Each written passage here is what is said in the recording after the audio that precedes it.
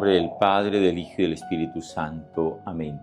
Tomado el Evangelio según San Mateo en el capítulo 9, versículo del 9 al 13.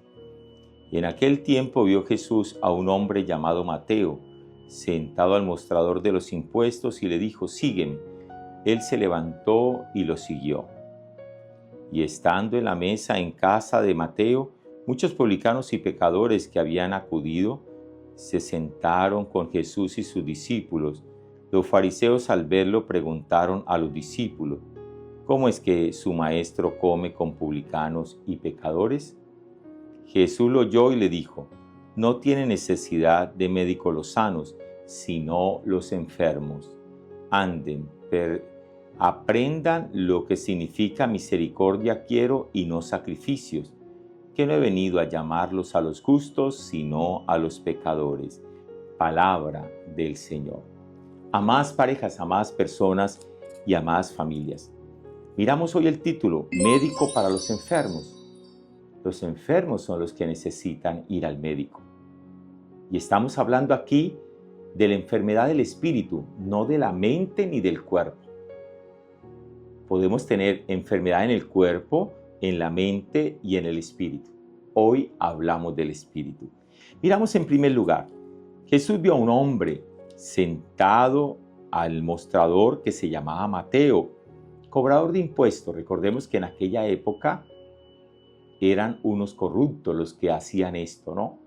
Cobraba lo que exigía el imperio, pero cobraban de más, abusaban para enriquecerse. Ahora algo es muy parecido en los gobiernos, en todos los gobiernos, de aprovecharse del dinero del pueblo para enriquecerse. Es un pecado grave.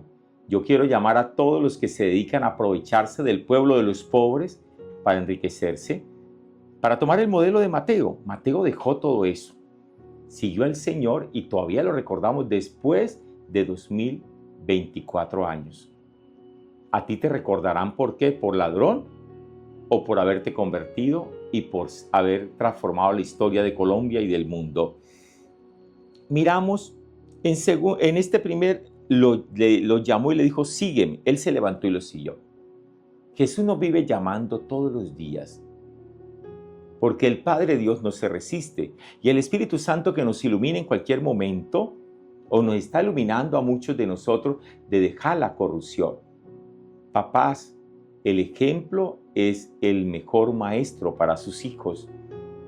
No podemos vivir de la corrupción en ningún sentido. Mamá, usted también. Tenemos que dejar, y esta palabra es para los que me están escuchando, que viven o están inclinados a la corrupción o están en la corrupción. Miramos nosotros en segundo lugar. Estaba sentado a la mesa, también fue a comer allí con Mateo Jesús. Había muchos publicanos y pecadores que habían acudido. Ya no solamente eran ladrones de dinero, también eran pecadores de todos, de todas las clases, ¿no? Y de todas las clases. Dice, se sentaron con él y acudieron, buscaron a Jesús porque no se sintieron rechazados, señalados y condenados. Qué bueno, Jesús no nos condena, no nos rechaza, nos llama. Él no quiere que sigamos con esa vida y con el pasado. Con la confesión iniciamos una nueva vida, que es lo que Él tiene presente y también el futuro. Miramos en tercer lugar, los fariseos, al verlo, a los que conocen la palabra de Dios, pero que tampoco son buenos, comenzaron a preguntarle, a cuestionar a los discípulos: ¿cómo es que tu maestro, si es un profeta, come con pecadores, con publicanos? Y Jesús responde, porque conoce el pensamiento de nosotros. A Jesús no lo podemos engañar. Podemos engañar a la mamá, al papá, al esposo, a la esposa, al que quiera, pero a Dios no. Y Jesús dice: ¿quién necesita médico? ¿Los sanos o los enfermos? Los enfermos. Bueno, yo soy el médico del espíritu. He venido por los enfermos de espíritu, no por los sanos. Yo no he venido por los que son buenos, he venido por los que son malos. Qué hermoso, ¿no? Jesús ha venido por ti, por mí. Ha venido cuando tú eres más malo, Jesús viene por ti. Porque Jesús sabe cómo fuiste formado, creado por Dios. Y nadie, ni el más malo del mundo, fue creado malo. Cogió el camino equivocado. Qué bueno que ya lleguemos a ese final de ese camino equivocado. Y termina diciendo Jesús algo muy importante. ¿Qué significa lo que dice la palabra de Dios? Quiero misericordia y no sacrificios.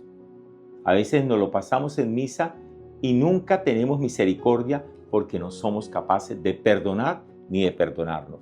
Dios Todopoderoso los bendiga, los santifique, los proteja, los acompañe y los ilumine siempre en el nombre del Padre, del Hijo y del Espíritu Santo. Amén.